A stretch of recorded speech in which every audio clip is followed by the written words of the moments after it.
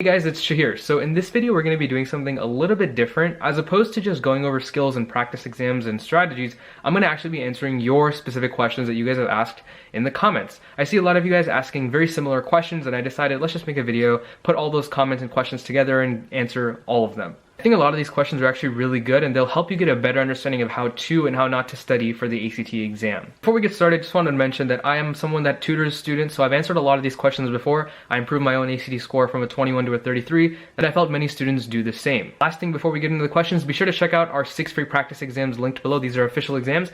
We also have free tutoring and a number of other free resources, as well as paid courses that lots of students have improved really quickly with. Without further ado, let's get started. What are your thoughts on the new online tests? Should we take them because the curve might be easier, or should we skip on them because the timing might get messed up due to the online format? So with this, I always say the paper version can be easier, and I've actually seen many students that when they switch from doing practice exams on a computer screen to doing it on a printed out paper, that they actually just directly improve right away. Because on paper, you can write out, you can like annotate things, you can underline them, you can circle things, especially on reading and science, that can really help you with understanding the passage. I made a number of videos that go over the importance and the actual application of annotating and underlining things and how that can help you. You can't do that on an online format, at least to the ability that you can on a paper format. So for me, paper format is better. That's just how I see it. I have 2 free ACT tests and 2 free SAT tests, but my school is doing an SAT prep course. So should I just focus on the SAT? My general recommendation when it comes to, if you're just making a choice and both of them are kind of equal for you, ACT is a better choice because I think it's a little bit easier to improve. I've seen students improve a lot more in the ACT than I have the SAT. Also, ACT is less math heavy, SAT is more math heavy, and ACT also has the science section, which I think is one of the, out of all the SAT sections, out of all the ACT sections, science is one of the easier ones to improve. I personally improved mine by 15 points. I also improved my reading by 15 points. You don't see that many people improving, and I've seen a lot of other students that I've tutored and worked with that have improved reading and science quite a bit, especially science. So you don't see that as much on SAT. I don't see students improving a ton, but on ACT it's definitely possible. So just for the improvement, I like ACT better. But if everyone at your school is doing SAT, and if everyone that goes to the college that you want to go to is doing SAT, do SAT. Otherwise, ACT is my choice. Can someone please share if the passage glancing strategy actually worked and made a difference? Thanks in advance. How do I practice for the reading section? So there's just a couple things you have to do. First, experiment with different skimming methods. So we have a video that's, I'll try to link below or put in a card, where we actually go over different ways of skimming. There are different ways to do it. Some students like some methods, some students like others. I have my own preference. So I'm not going to get into the details of this, but watch that video. It'll show you different ways about to go about skimming. You need to take practice exams and experiment with this for at least a couple of exams. Next thing you should do is experiment with timing methods. There are different timing methods. We have a video about this as well. I'll try to link it below, like I said. The last thing is annotating. Try different methods of annotating. We have videos about this as well. I'll try to put it in the comments or whatever, so you know where to go to watch these videos. And the last thing is, the very last thing, just keep practicing. So once you do all this experimenting with annotating, with reading methods, with timing methods, you need to pick a method that you like the most and just use it on practice exams. So after that, once you've got 8 to 12 practice exams overall, then you should be good. Same goes for science. I'm going to annotate on the reading exam if my exam is on a computer. So some students, like international students, and I guess some test centers as well, they have the ACT on a computer. If you're in this scenario, then you're kind of out of luck. I have heard that some computers have like an annotation feature where you like click with your mouse and highlight stuff. It's not the same at the end of the day as just doing it with a pencil. So it is what it is. You really don't have much you can do. Try to work around it. So when you practice, just try to practice with doing the practice exams from a computer screen so you can at least get used to it. Doing it on paper might actually be counterproductive because you're going to get used to the paper format, you'll get used to the paper annotation. So you want to practice just like it is, the real exam on test day. Just out of curiosity, are you the same guy as the one from Organic Chemistry? I am not. I don't know if we have a similar voice, but I haven't watched those videos. I'm a different guy, so. I recommend to take it easier on the excessive studying as you get closer to the ACT test date. I do. If you feel like you've been doing a lot of studying for like the few weeks, the month before your exam, and you kind of feel like you're burning out, then definitely those last couple days, try to take it easy. You don't want to hurt yourself mentally right before your exam. Now, if you're someone that hasn't studied at all, then yeah, you do want to ramp it up in that week before, a couple weeks before, that month before. I do typically recommend that you do something the couple nights before. So, and again, don't go crazy. Don't take like full practice exams the Friday night before, the Thursday night before, but maybe on Thursday night before your Saturday test, on Thursday you could do like maybe 1 or 2 practice sections, especially if it's reading or science that are shorter.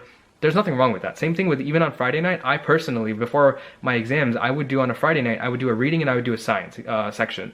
And I would feel pretty good. That's like an hour, hour and a half of work. It's not too much, it's not too little.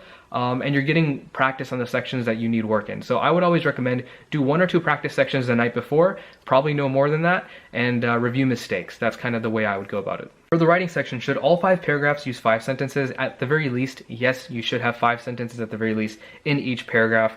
We have more videos that go in depth on what exactly those sentences should look like. Do you think it matters if I use an ACT prep book from a couple years ago? It does not, but make sure that the book that you're using is an official ACT prep guide, because it'll have official tests that are more close to the actual exam.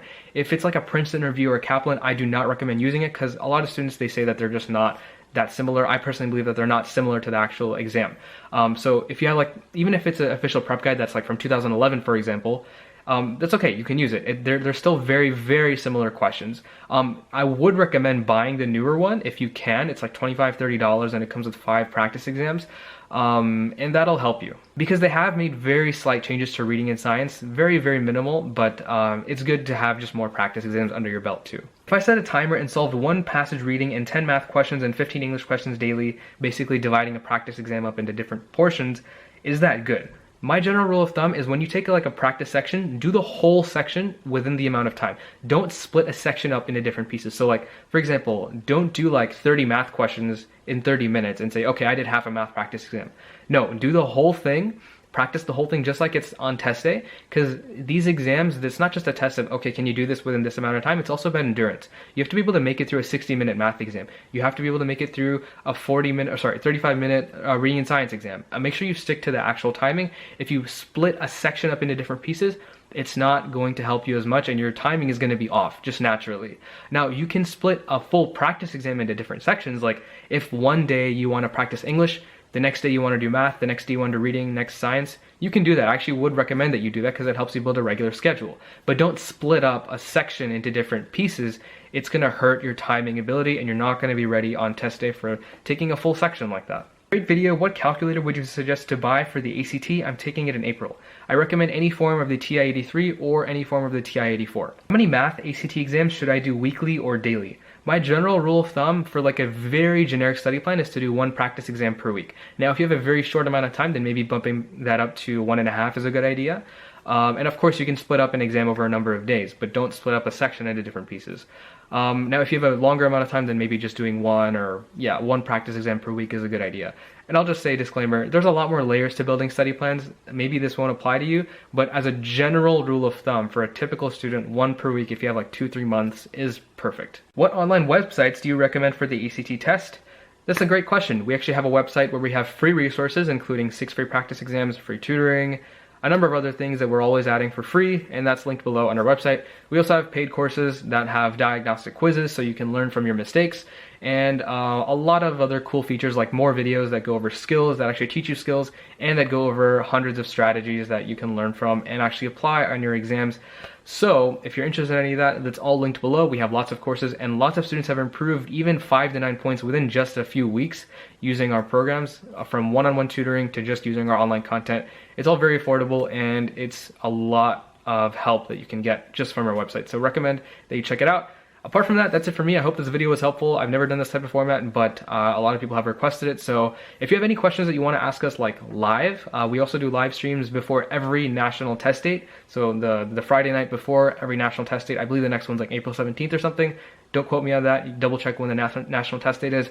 But we do live streams as well, so you can tune into those, watch those. We answer a lot of questions like this live. So I'm going to leave it at that. That's it for me. Best of luck prepping, and if you have any other questions, comment below. We would love to answer them. See ya.